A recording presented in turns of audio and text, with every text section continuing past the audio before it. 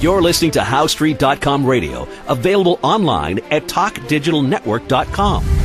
Welcome to HowStreet.com radio, the online source for market opinions. Here is Jim Goddard. My guest is Sean Brodrick, Natural Resource Specialist at the Oxford Club. His website, investmentu.com, U, the letter U. Welcome to the show, Sean. Thanks very much for having me on. Somebody jokingly said it's the yuan dive, and I called it the hole in yuan. But whatever you call it, 2 currency devaluations in 1 week for China. What kind of an impact is that going to have? Yeah, well, I think part of it is what freaking people out is when China did the first one, they said, that's one and done, you know, that was Tuesday. And then on Wednesday, they did one that was nearly as big. And so I think this maybe worries investors that maybe China doesn't quite have a handle on either what's going on or else really what it wants to accomplish. And so it's that uncertainty that I think is really roiling the markets now, and especially in gold. We've seen gold move higher, I think, because people in China must be scared to death that they don't know how much the government will cut the currency, so they want, you know, some of the firmest stuff they can have. Now, China over the last 3 or 4 years has been accumulating as much gold as they can, and they encourage their citizens to do the same thing. Was that good advice now? I think it is, and of course there is some real dispute over exactly how much gold China has. They recently updated what they said they had for gold, which surprised everyone because it was actually on the low side. People thought they had more gold because simply of the amount of gold pouring into the country and how much we know they extract from the mines, but they don't export that gold. We thought China officially had a lot more gold. So maybe they haven't revealed all they have. Maybe they're doing something else with the gold. But if they want their currency to be a world reserve currency, which they do, then I think they have to add more gold. But yes, I think that it was good advice to give to the people who live in China to actually own more gold, because as you cut the value of the currency, that of course is inflationary for all sorts of things. And they already had some inflation over there. Pork prices were going to the roof. Other things were actually, prices were actually like flat to down because they were hooked to the U.S. dollar, and the U.S. dollar kept appreciating. That's actually one reason why they did these cuts, is because they're not just worried about trade with the U.S., they're really worried about trade with all their trading partners, Europe, Japan, Korea, and so on. And so they're really trying to get back down to the normal trading band they had with those other countries so they don't, you know, price themselves out of the market. Any chance that China is going to stop tying its currency to the value of the U.S. dollar? Well, that's really the trillion-dollar question. I mean, I think, yes, that is coming. However, they had a big disappointment because the IMF decided not to include their currency, which we can call the yuan or the renminbi. Calling it the yuan is like if we called the U.S. currency the 100, by the way, but whatever you want to call it. They actually wanted that included in a basket of like world reserve currencies, but because of the stock market crash, the IMF said, you know what, maybe you guys aren't ready, let's put that off for a bit. Not a direct no, but you know, we really have to wait on this. I think that may have precipitated some of what we're seeing in China now, because China was really expecting that, they didn't get it, and now they're saying, well, as long as we didn't get that, what do we want to fix in our economy? And one thing they really want to fix is they just want to start appreciating with the U.S. dollar, which looks stronger and stronger. And there's actually very interesting reasons why the U.S. dollar is becoming so much stronger, but that trend should continue at least in the near term. And why is the U.S. dollar still climbing? Well, there's a number of reasons. One is it's, of course, winning a beauty contest in the leper colony, right? Because you can think of many bad things about the U.S. dollar, but there's even worse things about most other currencies, including the fact that, like Europe, I mean, on the euro, you just don't get any interest, right? So, of course, they want to own the U.S. dollar. But also, look at the U.S. energy boom. We are producing so much energy now, oil and gas, that we aren't importing nearly as much as we used to. In fact, the swing between, say, 2011 and now is we're spending $280 billion per year less than we used to back then on energy from places like Venezuela, the Middle East, and so on. And so what that means is there's a lot less U.S. money, U.S. dollars, floating around in the global financial system, but people need U.S. dollars because it is the currency of international trade. What does that mean? When you have less of something, it becomes more expensive. I mean, there's more of a value put on it. So that's one of the things that's pushing the U.S. dollar higher, is it isn't as readily available as the international markets want it to be. Is it true that with fracking and so on, the U.S. is energy self-sufficient? It can export energy, and in the long run, is this very bad news for Saudi Arabia, which has been so arrogant about its oil resource? Well, all right. That's a multi-tiered question. First of all, we aren't self-sufficient. We actually still import lots of energy. It's only recently that China passed the U.S. as the world's number one importer of oil. So there's still a lot of that coming into the U.S. Will we ever be self-sufficient? I don't think so. Ever is a long time, but in like the next 5 years, no. Because, we'll still use oil, we'll still have to import it and stuff like that. Eventually, we'll probably move off fossil fuels, but that's a long time. Meanwhile, Saudi Arabia, you're right. At the end of last year, the rest of OPEC was leaning on the Saudis, saying you have to lead us into really chomping down on production because there's too much production in the world. And the Saudis remembered last time they did that, everybody else in OPEC opened up the taps and took all the Saudis' business. So this time around, the Saudis said no. They said, we'll just produce because we know we're a low-price producer, and also those people in the U.S. can't produce at these low prices. We'll win that way. Well, it turns out U.S. technology keeps improving and improving. And in fact, there are places in the Bakken now where they can drill holes and produce oil for about $30 per barrel. Of course, that's just one field. And like everything, it's all relative on what each locality can do. But right now we're in this big, this huge contest between the Saudis and the U.S. and Canada and other places around the world to see who can actually produce the mostest at the lowest. And so I'm actually kind of standing out where I work because I think oil prices will remain lower for longer. Many people at the Oxford Club do not agree with me on that, so I should point that out.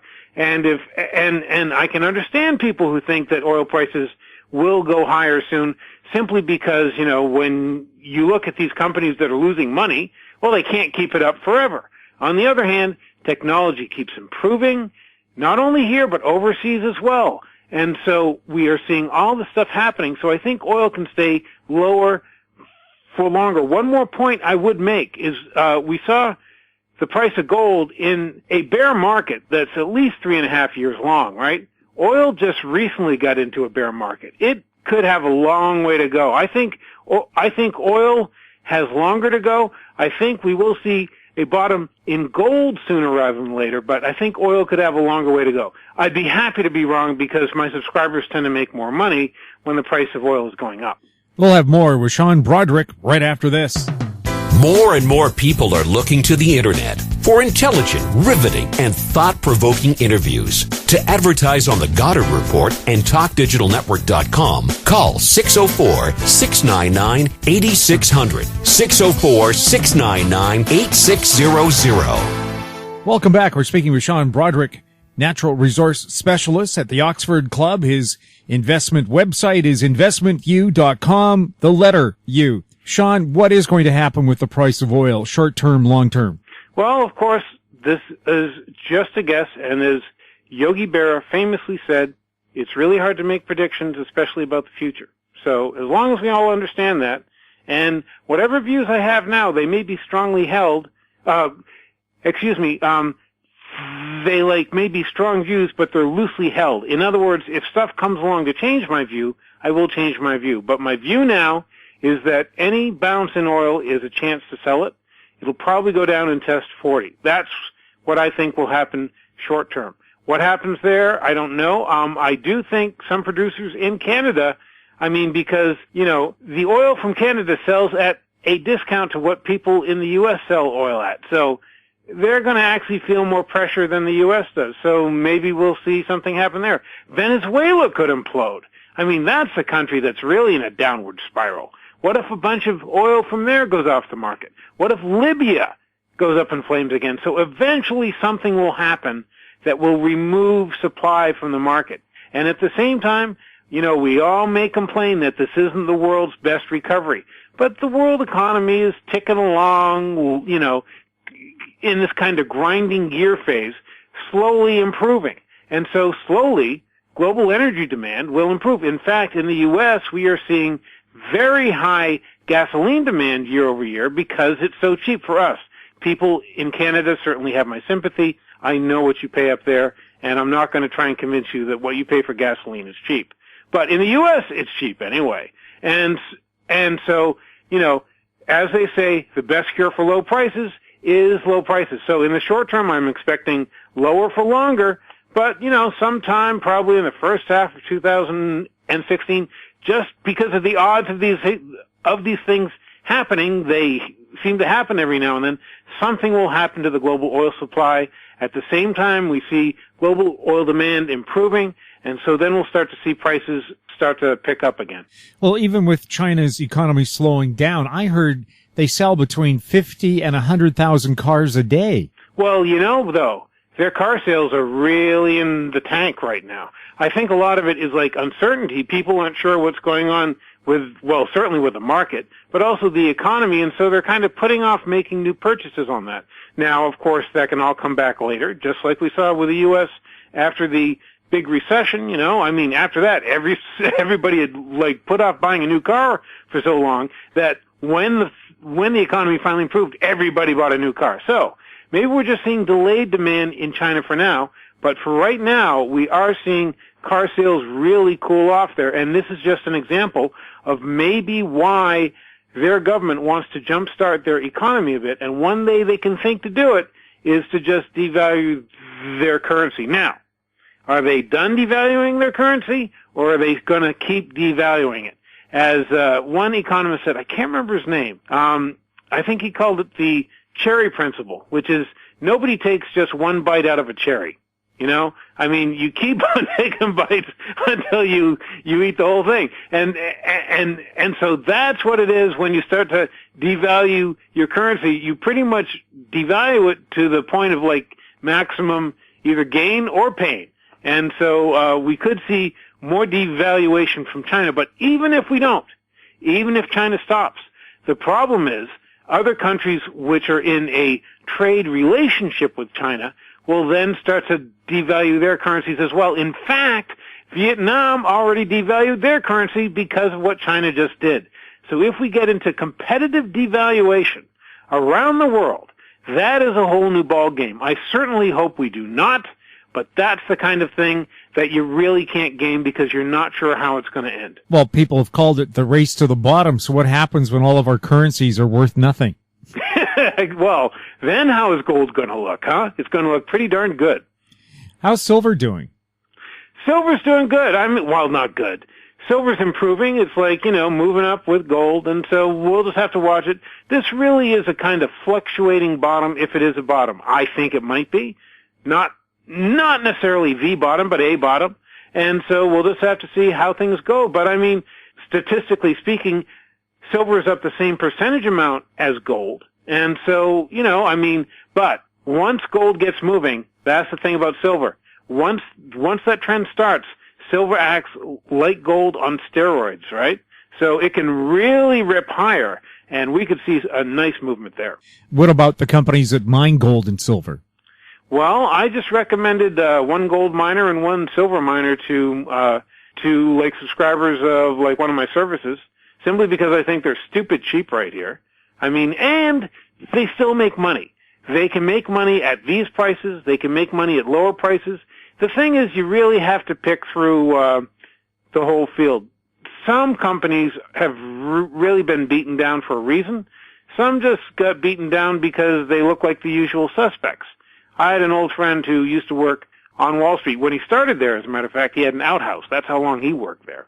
But he always said, when the paddy wagon comes along, the good girls get, picked up and just pulled downtown along with the bad girls. And so we've seen that in gold. Sure, many companies made stupid mistakes, invested in things they shouldn't have. Sure, as the price of gold has come down, certainly their profit margins have been squeezed. But there are still plenty of companies that can make a profit at these prices. Those companies, they should do fine. And as the price of gold goes higher, their profit margins will really widen. Let me add one more thing, is that those companies, which are the good companies, which I recommended to my subscribers, are not the ones that will go up the most when the price of gold really takes off. Why? Because the ones that will really take off are those companies that don't make any money, because suddenly they can make money. And so it all depends on if you're an investor or a speculator. Investors want to look at the good gold companies, buy them now maybe, not really worried about happening, don't watch them every single day, just kind of hold them there because the turn is coming. Speculators are just looking for those bad companies that can somehow still survive until they think the price of gold is going to take off. It's anybody's guess when that will happen, by the way. But I think we'll see that happen before we see the price of oil take off. Thanks, Sean, for joining us today. My guest has been Sean Brodrick, Natural Resource Specialist at Oxford Club. His website, investmentu.com, investment U spelt with the letter U. You're listening to HowStreet.com radio. Find us on Twitter at TalkDigitalNet.